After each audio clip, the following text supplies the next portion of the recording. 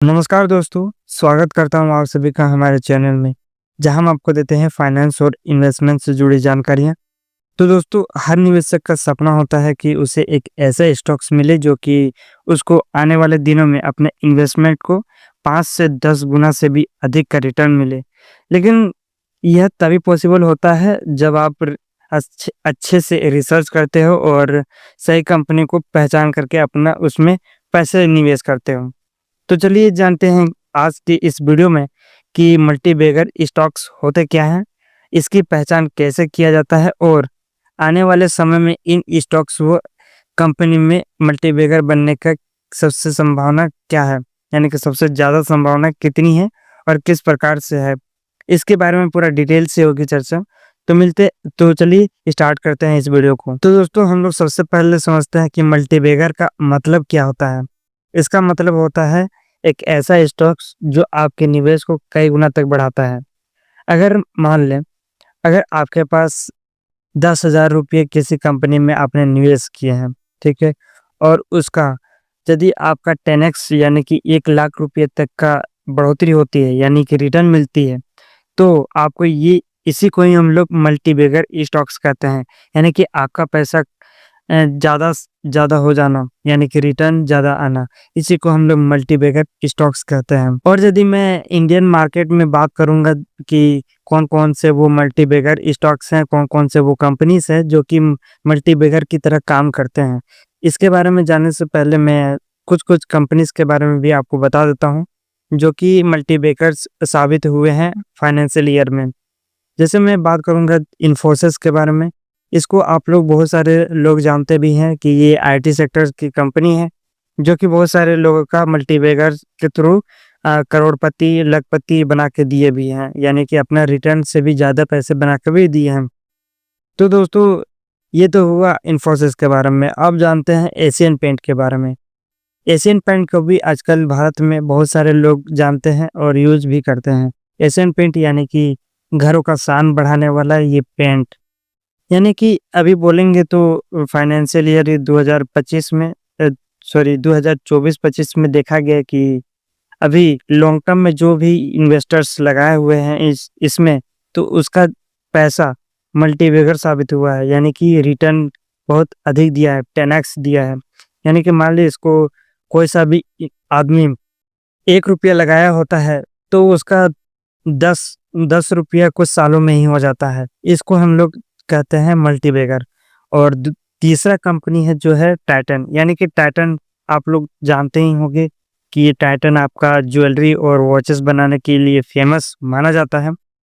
इसका से इसका बहुत सारे लोगों का रिव्यूज़ है कि इसमें बहुत सारे लोग भी भरोसे करते हैं कि इसका 10x दे देता है, यानी कि मल्टीबैगर साबित हुआ है। बहुत सारे लोगों का भी मानना है और रिसर्च भी यही कहती है इन लोगों की। और स्टॉक्स देखें तो अभी बहुत अच्छे परफॉर्मेंस कर रहे हैं। तो आई होप शायद ये हो सकता है आपके अनुसार में। लेकिन मैं एक चीज़ हमेशा कहूँगा कि आप लोग को रिसर्च ज़्यादा से ज़्यादा करना है। यदि आपका रिसर्च रहेगा स्ट्रॉन्ग, तो आप कमा पाइएगा उतने ही ज़्यादा। तो आई होप आप लोग रिसर्च ज़रूर करेंगे। अभी मैं इन तीनों कंपनीज़ के बारे में बताया, जो कि ये तो मल्टीबैगर है ही, लेकिन मैं आपको कुछ मल्टीबैगर के बनने की कंपनीज़ में कुछ-कुछ चीज़ें होती हैं। जैसे उसमें देखा जाता है ग्रोथ, इनोवेशन और लॉन्ग टर्म पोटेंशियल ज़रूरी होता है, जिसके कारण ही मल्टीबैगर साबित होता है कोई भी कंपनी।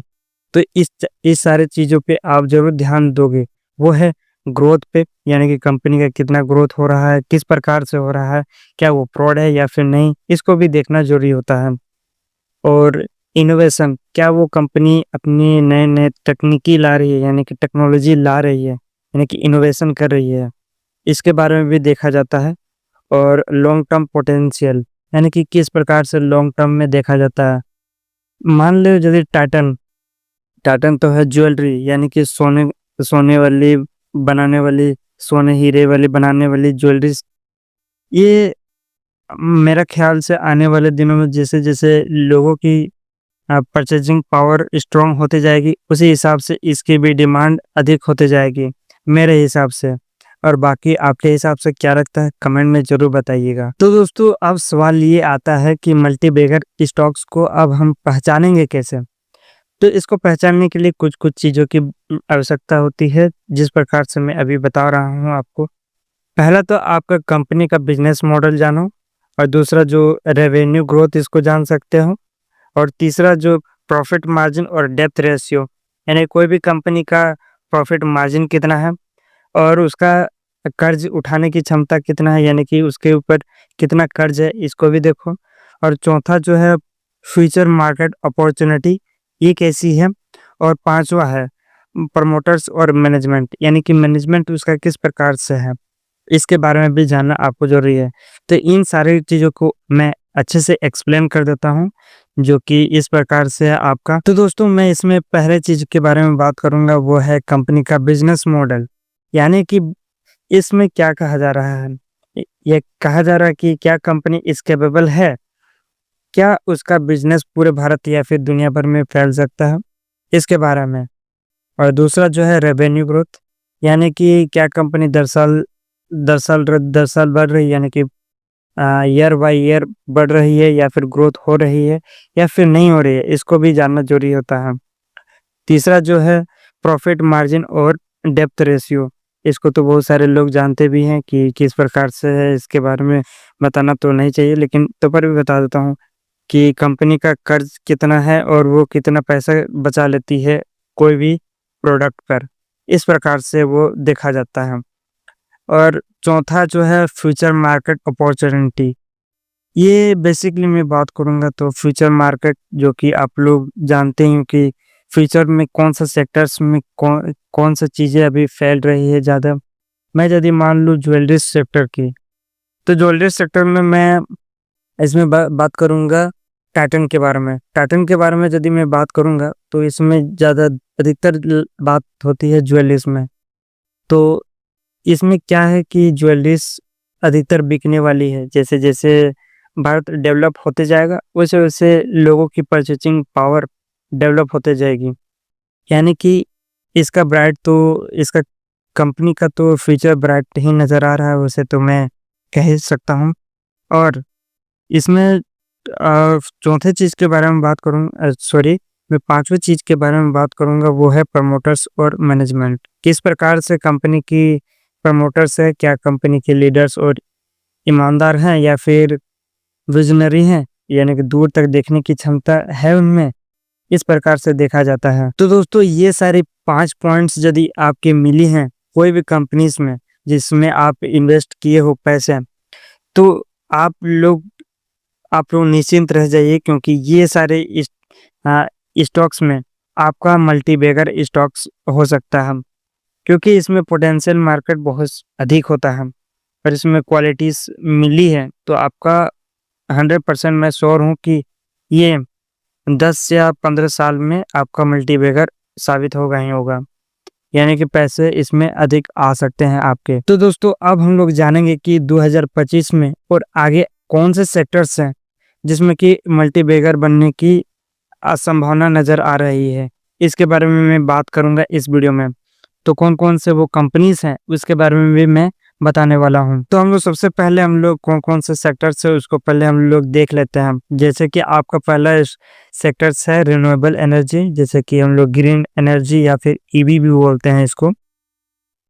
ये अभी दुनिया भर का साफ-सफाई चल रही है और अभी कोई भी देश अभी शुद्ध वातावरण, यानी कि पॉल्यूशन ना हो, जिसमें इस प्रकार से अधिक जा रहे हैं लोग, उस पर जा रहे हैं। तो अधिकतर अभी लोग इलेक्ट्रिक व्हीकल या फिर सोलर पावर प्लांट या फिर विंड टरबाइन, ये सारी चीज़ों का इस्तेमाल कर रहे हैं। तो मुझे लगता है कि बहुत सारे लोग इसको चेकआउट कर सकते हैं। फीचर इसका तो ब्राइट नज़र आ रहा ही है।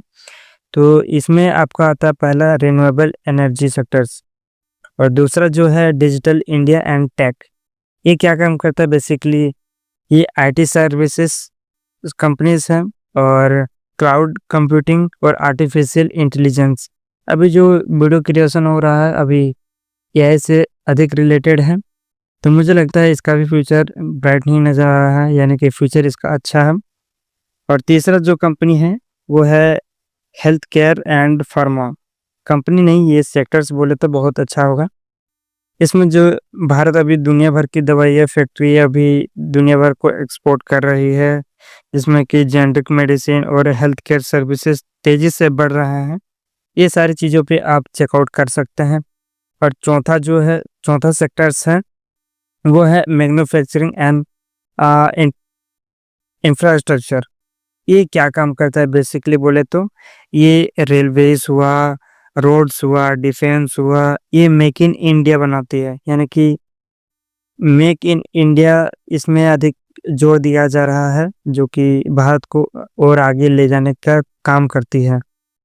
इसमें मैन्युफैक्चरिंग यदि स्ट्रॉन्ग होगा भारत का, तो वो भारत अपने आप स्ट्रॉन्ग बनेगा और भारत अपने आप में स्ट्रॉन्ग है और रहेगा। अभी बहुत सारे जैसे कि रोड हुआ, रेलवे हुआ या फिर डिफेंस, ये अभी बन रहे हैं, तो इसका तेजी से ग्रो कर रहा है ये मैन्युफैक्चरिंग और इंफ्रास्ट्रक्चर डेवलपमेंट में। तो अभी यानी कि आप इन सेक्टर्स पर ध्यान दे सकते हैं। मेरा मानना है कि आप लोग रिसर्च ज़्यादा करें तो बेहतर है। मेरा बोलने से कुछ नहीं होता है, तो आप लोग रिसर्च ज़रूर करें। तो दोस्तों, अब सबसे मेन टॉपिक है, वो है कौन से स्टॉक्स मल्टीबैगर बनने की राह पर हैं, यानी कि बन सकते हैं मल्टीबैगर।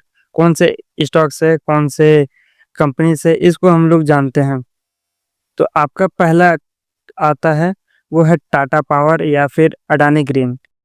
ये अधिकतर आपका रिन्यूएबल एनर्जी और सोलर पावर में बड़ा पोटेंशियल नज़र आ रहा है इसका, तो इसको चेकआउट कर सकते हो। दूसरा जो है केपीआईटी टेक, यानी कि ये इलेक्ट्रॉनिक व्हीकल या फिर ऑटोमोबाइल्स टेक्नोलॉजीज में तेज़ी से ग्रोथ दिखा रहा है। और तीसरा जो है लॉसन एंड टुब्रो कंपनी, ये इंफ्रास्ट्रक्चर और डिफेंस प्रोजेक्ट्स में लीडिंग कंपनी मानी जाती है। और चौथा यदि मैं बात करूँगा, फिलिपा या फिर डॉक्टर रेडिस, ये अधिकतर फार्मा और हेल्थ केयर सेक्टर में लॉन्ग टर्म पोटेंशियल दिखा रहा है। और अब हम लोग बात करेंगे आईआरसीटीसी, यानी कि या फिर आरबीएनएल, ये रेलवे इंफ्रास्ट्रक्चर और डिजिटल बुकिंग की वजह से स्ट्रॉन्ग ग्रोथ है इसकी। और अब बात करेंगे हम लोग डिस्काउंट टेक्नोलॉजीज के बारे में, यानी कि डिस्काउंट टेक्नोलॉजीज इलेक्ट्रॉनिक्स मैन्युफैक्चरिंग और मेक इन इंडिया का फ़ायदा उठा रही है। तो इसमें मैं एक चीज़ और ऐड करना चाहूँगा कि मैं कोई फाइनेंशियल एडवाइज़र तो नहीं हूँ, लेकिन सिर्फ मैं एक रिसर्च बेस के आधार पर मैं आपके सामने इसको लेकर आया हूँ, जो कि यदि आप लोग निवेश यदि मैं बोलूँ, तो निवेश करने से पहले आपके फाइनेंशियल एडवाइज़र से सलाह ज़रूर लेना, मेरा यही कहना है आप सभी से। एंड तो अब हम लोग बात करेंगे रिस्क मैनेजमेंट के बारे में। तो आपको क्या-क्या करना होगा इसमें, मैं अधिकतर बता दूँ तो कि ताकि आप जान सकें। इसमें आपको पोर्टफोलियो डाइवर्सिफाइड करना होगा। किसी एक स्टॉक्स में एक ज़्यादा पैसा नहीं लगाना होगा, कोई भी अपना अपना पैसा को थोड़ा-थोड़ा करके अलग-अलग करके रखना होगा कोई और स्टॉक्स में। और तीसरा जो मैं बात करूँगा, वो है मार्केट के हाइप में फंसकर इन्वेस्टमेंट करने से बचना चाहिए।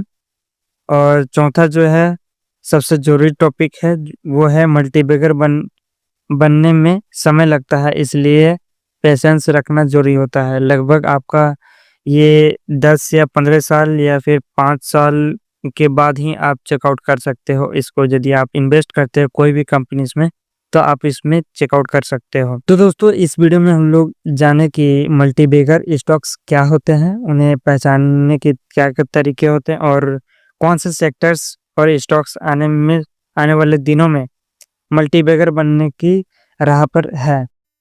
तो और हमें रिस्क मैनेजमेंट कैसे करना चाहिए, इसके बारे में हम लोग जाना। लेकिन आपको इसमें कौन-सा सेक्टर्स सबसे इम्प्रेसिव लगा, आप हमें कमेंट में ज़रूर बताएँ। मिलते हैं नेक्स्ट वीडियो में नेक्स्ट टॉपिक के साथ, तब तक के लिए धन्यवाद। और हाँ, कमेंट में ज़रूर बताएँ और लाइक करें, सब्सक्राइब करें और बस खत्म। जय हिंद, जय भारत।